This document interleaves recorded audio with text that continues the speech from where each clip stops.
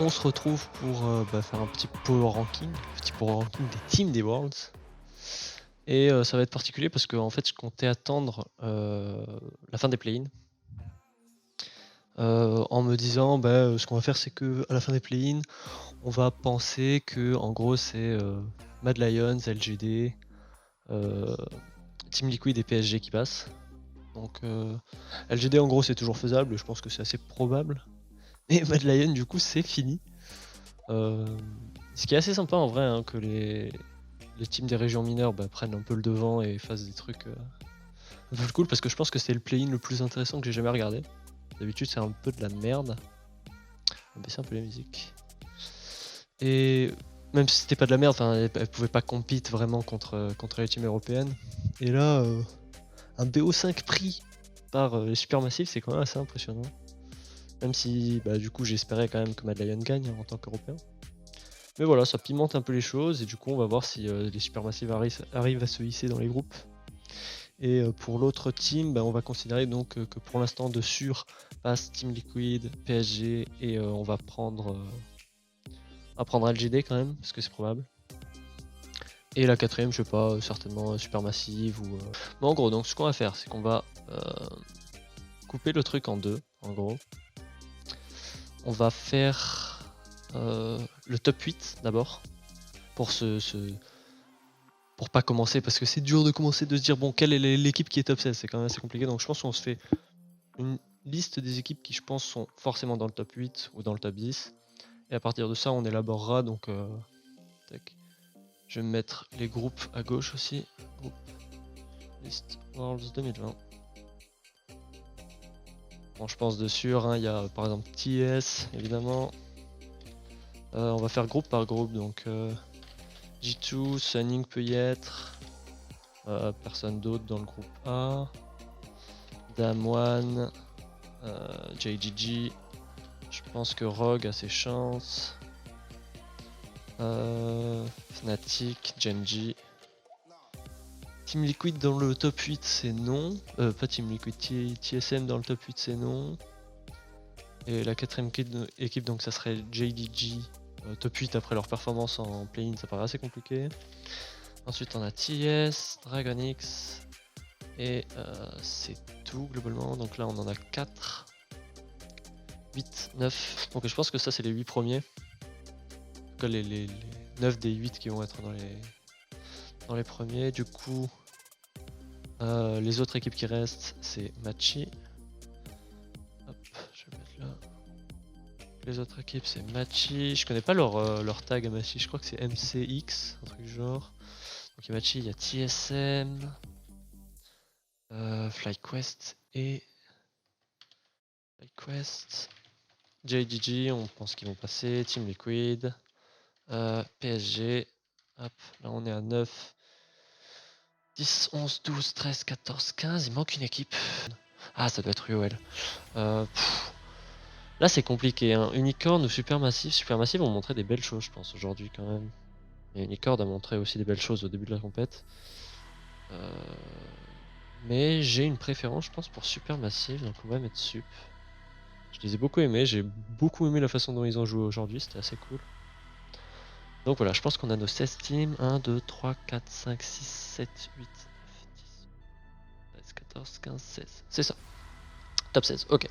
Donc les équipes du top 8, elles sont là. Enfin, celles qu'on va rank dans le top 8. Et le reste, après, on filera ensuite. C'est pour avoir 2 blocs pour commencer un peu. Donc la première équipe, bon, ça va pas étonner énormément de monde. Je pense que le 1 et 2, ils sont assez lock dans toutes les têtes. C'est TES, donc Top eSport et Damwon. Donc après, comment on les rank, ça diffère, mais j'ai vu que des power rankings comme ça et c'est assez logique. Pour moi, c'est Top eSport. Mécaniquement, c'est monstrueux. Alors, je sais pas si il y a beaucoup de gens qui ont suivi la LPL, mais c'est vraiment aberrant, genre avec Knight. Oh putain, Jacky Love. 369 au top, qui est quand même moins fort que Zoom, mais qui a fait une grosse saison. Karsa. Et Yuji Jack qui est un peu vu comme le petit canard de l'équipe, mais qui est pas si nul, qui est même clairement pas nul. Donc voilà, mécaniquement c'est monstrueux, ça joue bien en équipe. La finale contre JDG, j'ai vu pas mal d'analyses qui disaient que la finale était un peu, comment dire, ça jouait pas très bien. Et peut-être qu'au niveau macro, moi je me préoccupe pas trop de la macro. Enfin, quand je regarde un match, je suis pas un analyste, hein, donc je vais pas regarder de fou la macro. Donc peut-être que ça jouait pas forcément bien, peut-être que ça faisait pas les meilleurs choix. Mais je pense aussi que c'est la méta là-bas qui veut ça, parce que ça se bat tellement tout le temps, et la game se décide sur des actions qui vont à 200 à l'heure, avec des plays mécaniques monstrueux, que c'est compliqué de faire toujours les bons choix. On va se remettre de la musique. De faire toujours les bons choix macro. Donc TS pour moi c'est les premiers. Et ils sont suivis évidemment de Damwon qui a stomp la Corée cette année tout simplement. Qui a stomp la Corée, qui a mis un 3-0 en finale contre... la finale c'était qui? C'était pas contre Genji, c'était contre Dragonix. C'était contre Dragonix, donc 3-0 contre Dragonix. Je pense que Genji est plus fort que Dragonix. Et qui se sont fait un peu voler par cette pause qui a duré je sais pas combien d'heures. Mais ouais, Damwon arrive très très fort. Ils sont suivis de près par JDG. Donc JDG c'est winner du Spring de LPL et finaliste du Summer de LPL. Donc c'est clairement la deuxième plus grosse équipe de Chine cette région, de Chine cette année. Ils arrivent très très fort. Eux aussi ils ont une team qui est très stack avec Zoom. Donc Zoom, Yagao qui est un peu... je pense que beaucoup de personnes slip sur Yagao. Parce que il face des gens comme Knight, comme Dwinby. Donc il face vraiment des monstres de la mid lane en LPL et il se débrouille pas si mal. Alors c'est sûr que c'est pas Knight. Hein. Quand t'es contre le meilleur joueur du monde, c'est compliqué d'avoir sa chance de briller, mais Yagao c'est un très bon mid laner. Il est clairement dans mon top 6. Donc avec Knight, Chovy, Showmaker, BDD, Caps, et je pense que c'est le 6ème. Donc c'est un très bon mid laner, ils ont le meilleur top laner du monde avec Zoom, ils ont certainement le meilleur support du monde avec Lumao, et certainement la meilleure botlane du monde avec Lumao et Loken. Loken qui est un très très bon AD guerrier, et Kanavi en jungle qui est extrêmement fort aussi. Donc voilà, JDG, donc ça fait déjà 2 teams chinoises, une team coréenne. Donc on va les enlever au fur et à mesure. JDG, tac. TS, hop. Et Damwon, je ne les avais pas mis ou quoi? Ah, ils sont là. Damwon, parfait. Ok, donc il reste G2, Sunning, Rogue, Fnatic, Genji et DRX. Donc 2 teams coréennes, une team chinoise et 3 teams EU. Je pense que la prochaine place, ça se joue entre G2, Genji et DRX.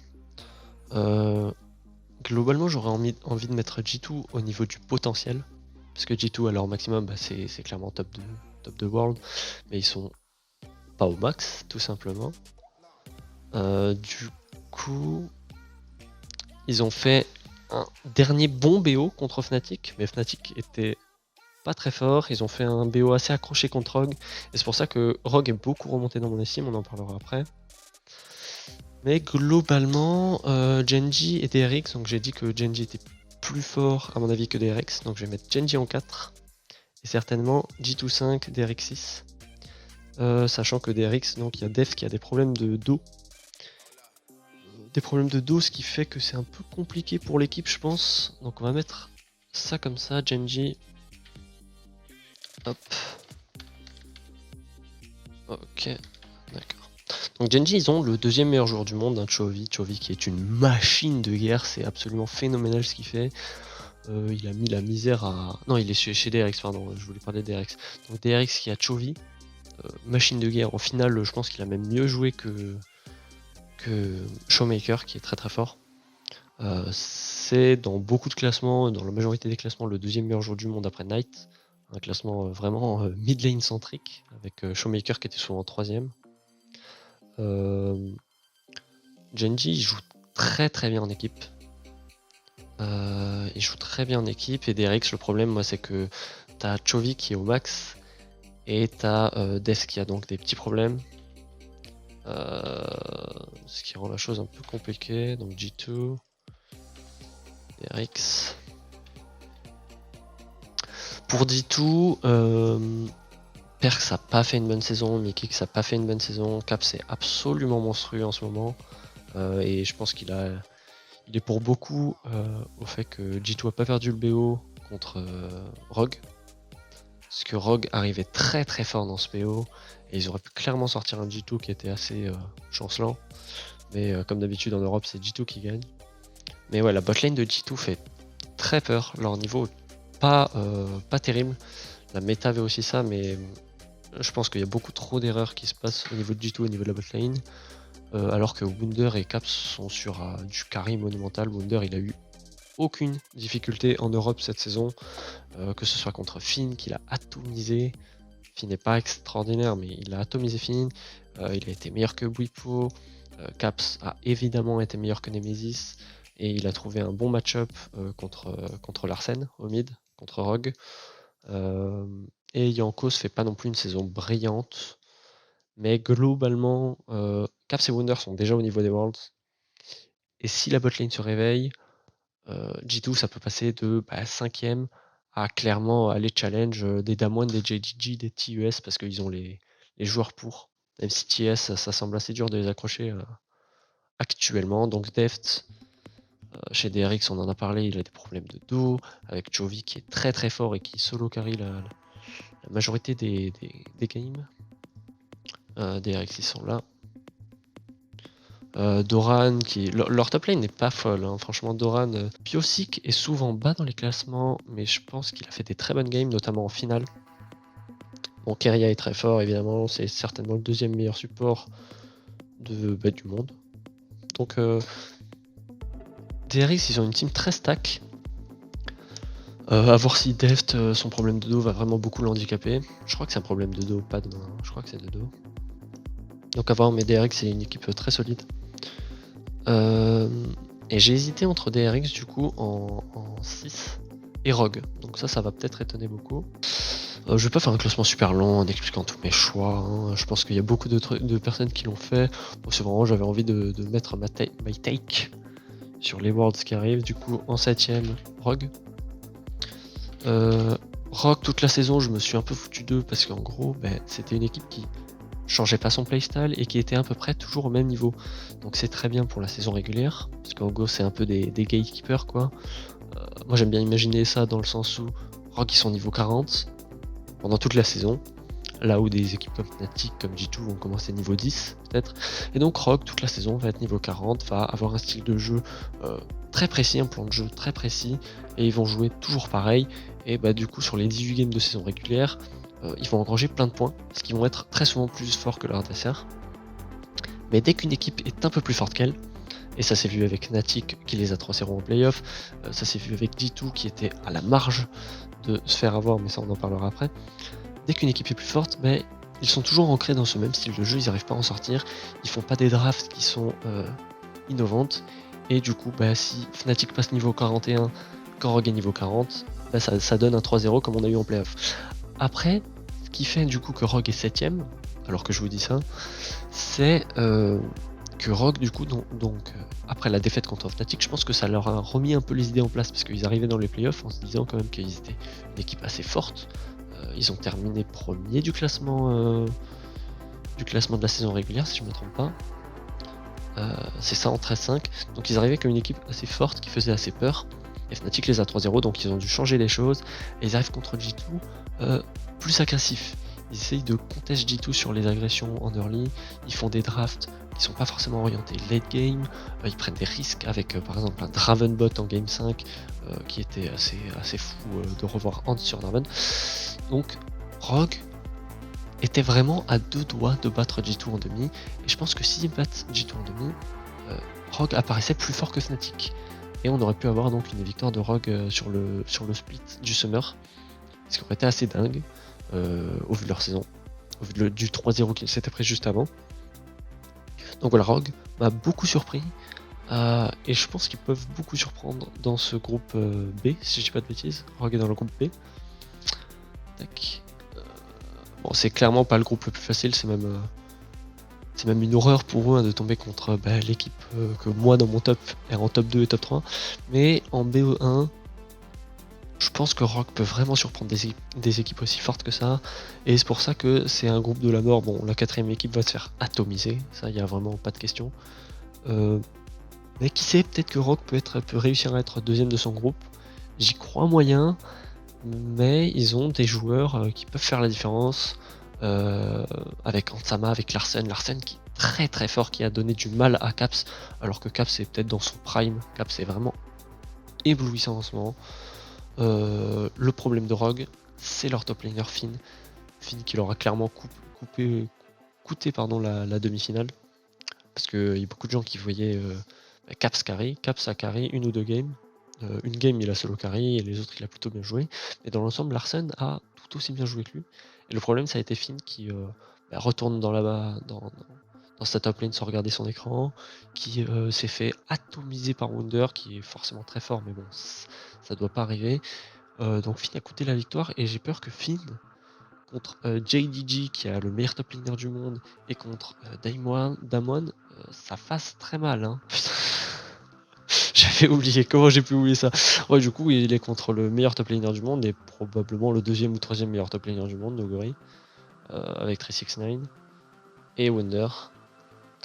Donc, même si Rogue peut surprendre sur une ou deux games, je les vois pas réussir à passer cette phase de groupe à cause de la top diff. Vraiment, je pense que Larsen peut jouer contre des joueurs aussi forts que Showmaker, que Yagao. Je pense que Larsen a clairement le niveau de Yagao.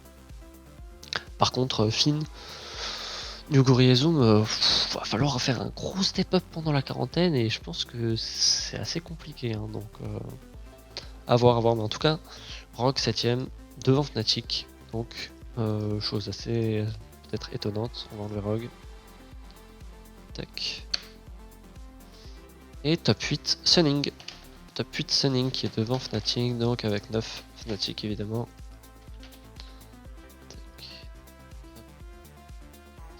Sunning c'est une équipe qui a des individualités moins fortes que les autres en LPL, mais qui a une équipe très homogène. Ils ont un gros niveau quand même, et c'est ce qui peut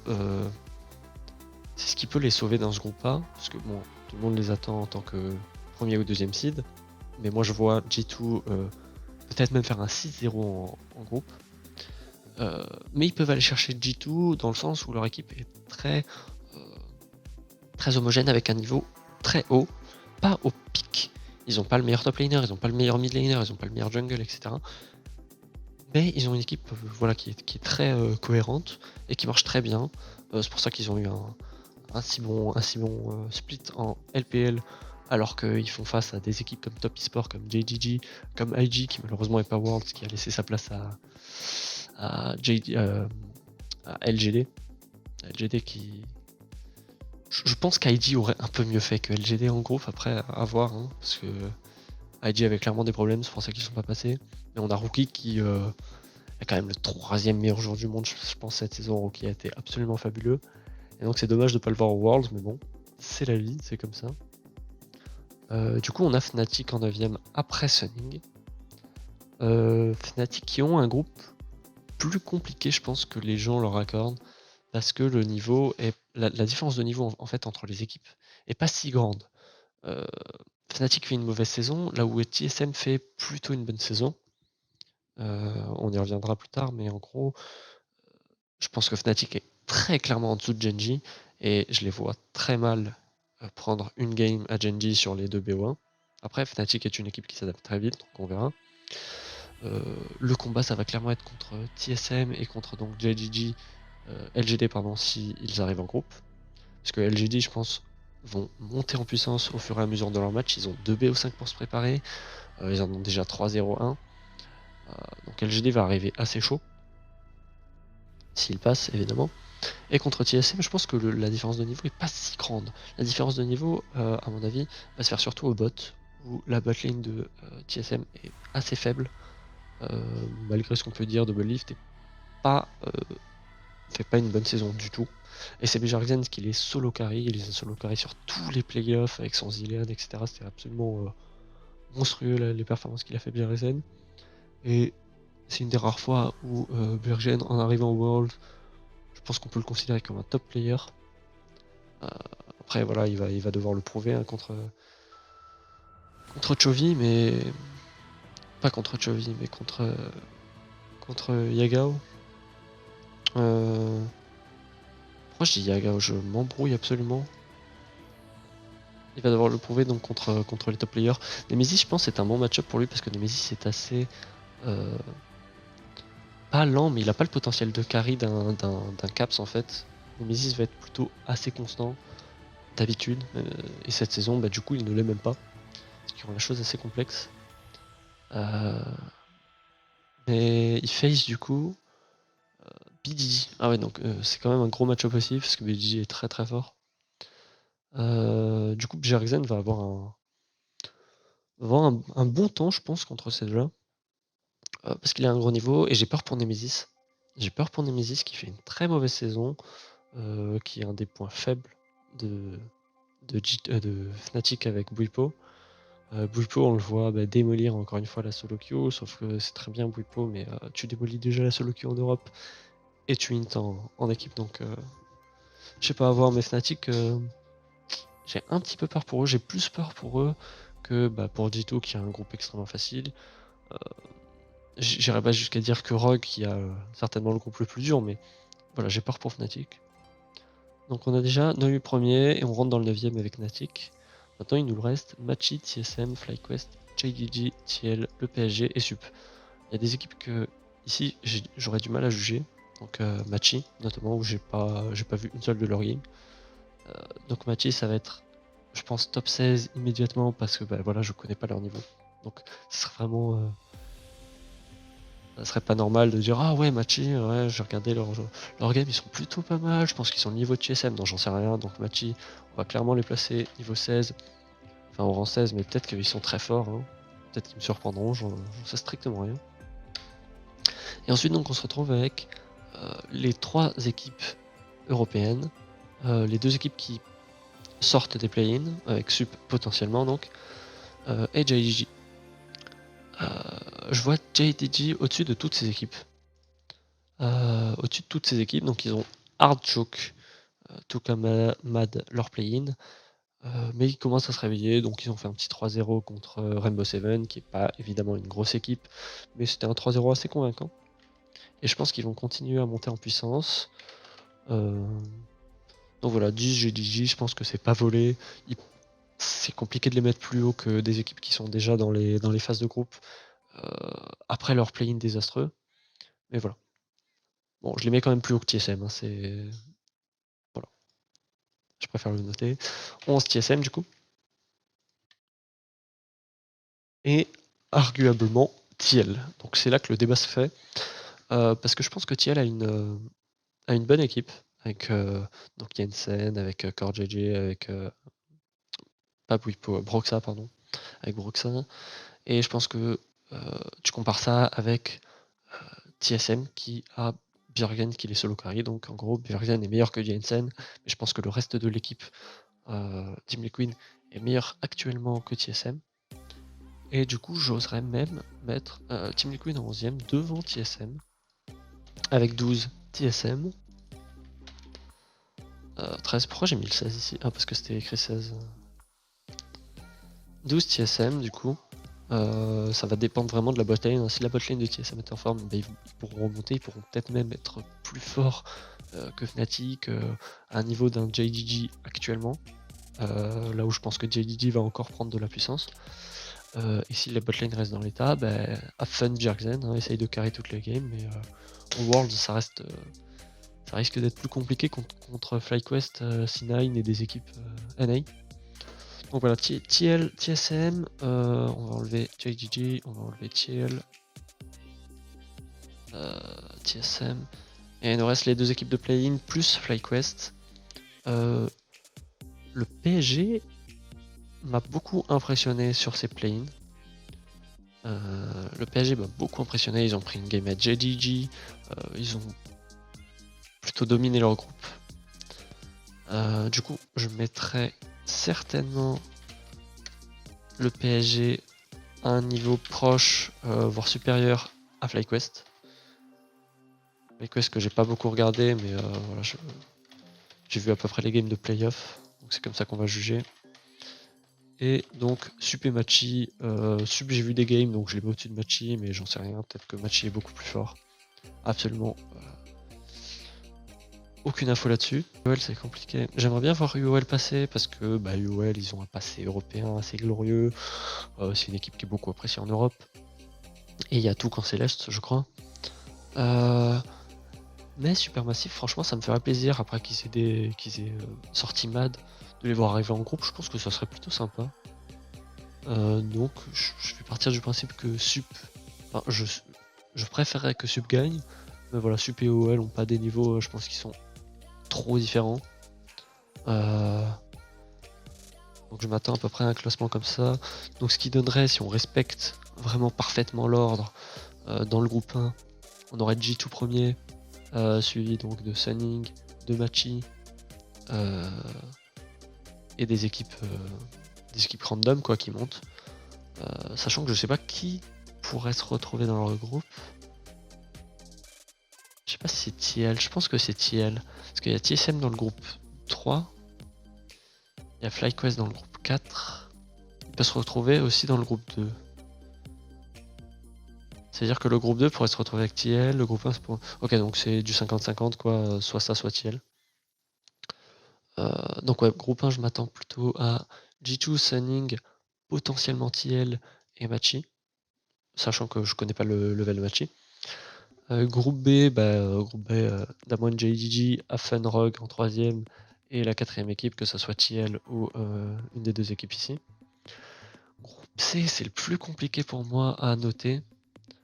Je m'attends à ce que Genji soit first, Fnatic second et JDG 3ème et TSM 4ème, à part si TSM élève le niveau de jeu de sa botlane. Et j'ai même peur que JDG arrive plus fort que Fnatic. Le truc que je me dis, c'est que Fnatic, à chaque fois qu'ils arrivent dans les Worlds, ils sont pas forcément au meilleur de leur forme et ils s'adaptent tout le temps. Ils sortent tout le temps des groupes. Donc voilà, je me fais pas non plus un souci immense pour Fnatic. Je pense qu'ils peuvent passer. Je pense que le groupe est accessible, le groupe est à leur niveau. Maintenant, c'est à eux d'élever leur niveau de jeu, à Nemesis et à Boupo d'élever leur niveau de jeu. Avec un Selfheim et des Reckless qui sont plutôt en forme. Et un Lee Sang qui fait son taf, on va dire. Et groupe D, du coup, on a TS. On a TS avec Dragon X, FlyQuest et certainement le PSG. Ah, mais vu qu'il y a plusieurs équipes de play-in qui passent, ça fausse tout parce que le PSG peut se retrouver dans le groupe A, je pense. Je sais pas en fait de quelle nationalité est Machi.